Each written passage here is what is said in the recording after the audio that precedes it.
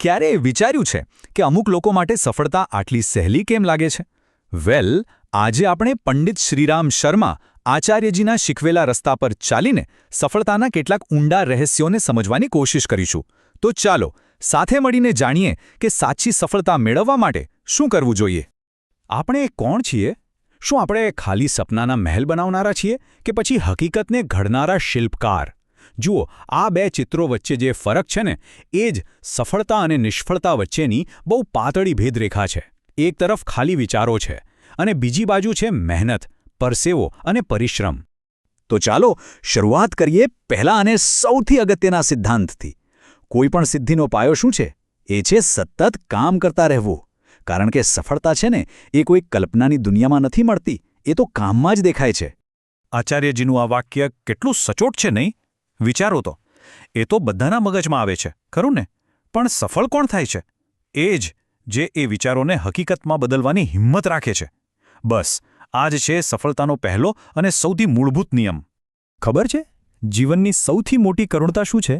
એ છે જીવતા હોવા છતાં એક રીતે મૃત્યુ પામવું. જ્યારે કોઈ વ્યક્તિ પોતાની અંદર રહેલી તાકાતનો, પોતાની ક્ષમતાનો ઉપયોગ જ નથી કરતો, ત્યારે સાચું કહું તો એ પોતાની જાતને જીવતા જીવત દફનાવી દે છે. તો આપણે એ તો સમજ્યા કે કામ કરવું એટલે કે કર્મ કેટલું જરૂરી છે, પણ શું ખાલી કામ કરવું પૂરતું છે? ના, એ કામને સાચી દિશા આપવી પણ એટલી જ, બલકે એનાથી પણ વધારે જરૂરી છે. તો ચાલો હવે એ જોઈએ કે આપણી યોજનાઓને હકીકતમાં કેવી રીતે બદલી શકાય. અહીંયા બે બહુ જબરદસ્ત ઉદાહરણો છે, નેપોલિયન અને રાવણ. નેપોલિયન હંમેશા કહેતો, મારે વાતો નથી જોઈતી, મને નક્કર કામ બતાવો. અને બીજી બાજુ રાવણને જુઓ, એની પાસે અમૃત હતું, છતાં એ ખાલી એને પીવાની યોજનાઓ જ બનાવતો રહ્યો, અને છેલ્લે શું થયું? એ હારી ગયો. બસ આ જ ફરક છે, નિર્ણાયક પગલાં લેવામાં અને ખાલી પ્લાનિંગ કરવામાં. આપણે ક્યારેય વિચાર્યું છે કે માણસ અને પશુમાં મૂળભૂત ફરક શું છે? એ છે મહેનત કરવાની, શ્રમ કરવાની ક્ષમતા.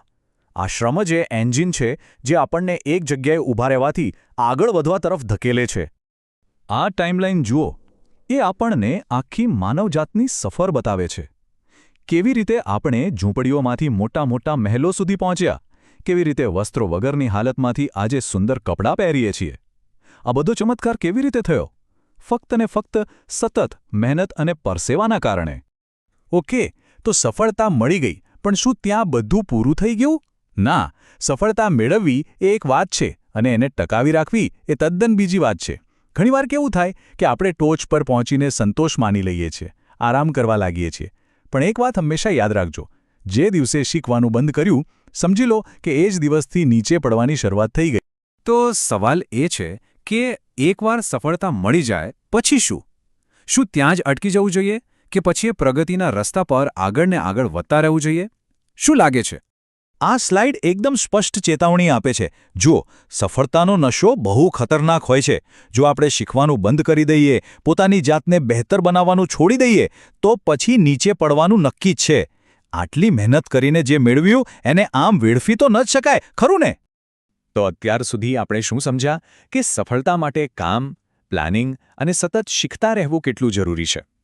પણ શું આટલું પૂરતું છે? ના, હજી એક બહુ જ મહત્વની વાત બાકી છે. ચાલો હવે સફળતાના એ છેલ્લા અને કદાચ સૌથી અગત્યના સિદ્ધાંતને સમજીએ. એક નાનકડો દાખલો લઈએ. ધારો કે કોઈ વ્યક્તિ ઇન્ટરવ્યૂ માટે જાય છે. એની પાસે બધી જ ડિગ્રી છે, બધી લાયકાત છે, પણ એનો વાત કરવાનો તરીકો, એનો વ્યવહાર એકદમ ખરાબ છે. શું એને નોકરી મળશે? ચાન્સ બહુ ઓછા છે. કેમ? કારણ કે આપણો વ્યવહાર જ આપણી ઓળખ છે, જાણે કે આપણી ચાલતી ફરતી એડવર્ટાઇઝમેન્ટ. ખરેખર આપણા શબ્દોમાં એક જાદુ હોય છે. મીઠી વાણીથી હજારો બંધ દરવાજા ખુલી જાય છે, જ્યારે કડવા શબ્દોથી તો થયેલું કામ પણ બગડી જાય છે. હવે પસંદગી આપણી છે કે આપણે આપણા માટે દરવાજા ખોલવા છે કે બંધ કરવા છે.